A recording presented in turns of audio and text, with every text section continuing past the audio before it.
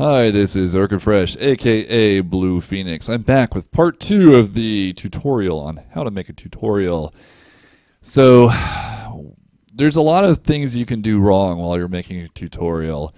And I'm breaking the cardinal rule now, which is to blab at the beginning of your video.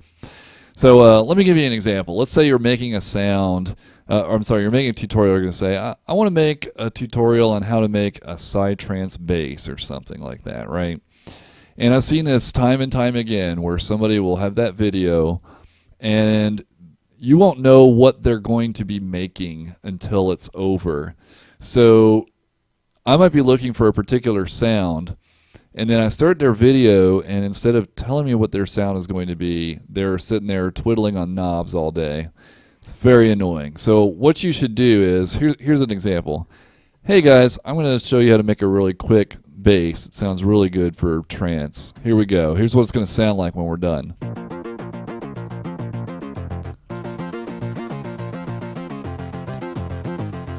Alright, so that should be like the first thing you do, because if somebody hears that and they're like, oh, that's a cool sound, now they're going to be interested, they're going to watch the rest of your video. If they don't want to hear that sound, or they don't want to make that sound, then they're probably going to leave. That's okay though, because if you don't play any sound, they're probably going to leave anyway.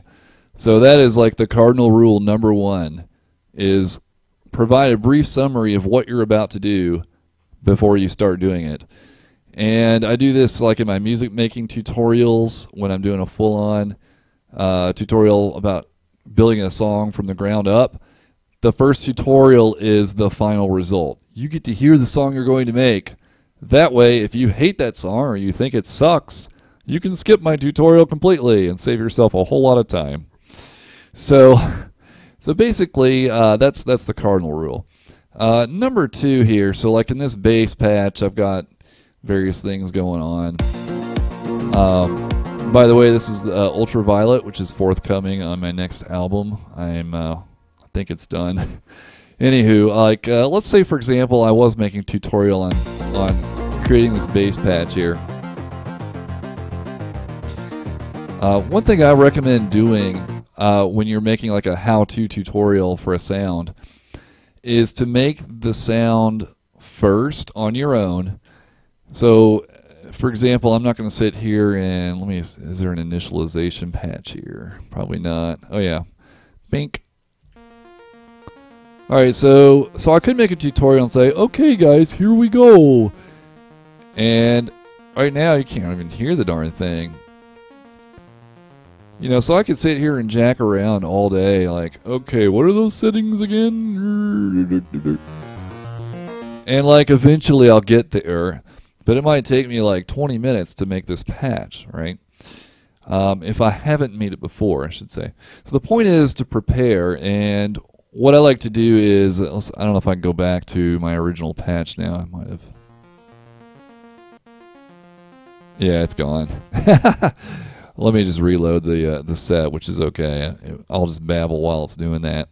So what I do is I prepare in advance, and then I take a screenshot of the VST, and then I keep it on my second monitor, and that way if you know, as I'm going along, all I have to do is kind of refer to my picture and say, oh yeah, I remember now, I got to do this, da, da, da, da, da. That way what I can do is dial the patch right in and get you to your destination in probably half the time. And instead of jacking around with knobs all day, I can show you how to actually make the sound, which is really cool. It's also a lot easier to follow if, you know, I just kind of get right to it. And you can follow the steps exactly, and then that way, you know, if you see me just twisting a knob back and forth, let me see. I don't know. I don't know. I could do this for 5 minutes, twisting this detune knob.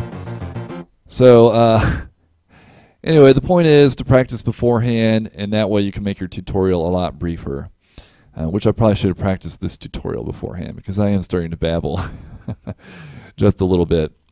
So, you know, once you've told them, okay, this is the sound we're going to make, then as you're kind of tweaking along, you can start talking about like how your day was, or If you want to insert some jokes, it's a good time to do it, to show some personality. But you want to do that after you've hooked their attention.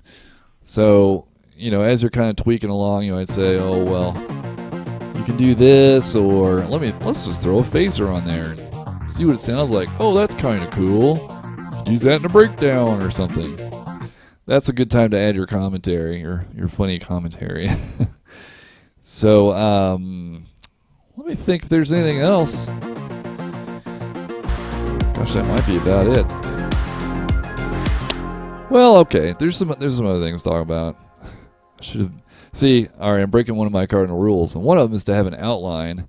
That way you can refer to it and say, oh, yeah, here's what I need to talk about in my video. Anyway, this is also a video on what not to do. So anyway, very important.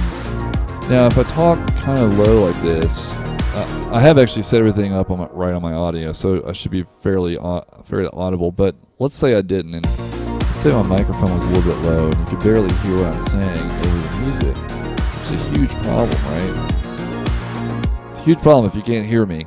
So what you need to do is, before you do your final take, you need to do some tests and make sure that your sound is right. So if you find that your voice is hard to hear over the music, let's say I talk a little bit quieter and you can barely hear me, I may figure that out in my test run and say, okay, let me drop the music down a little bit more, and now I'm more audible.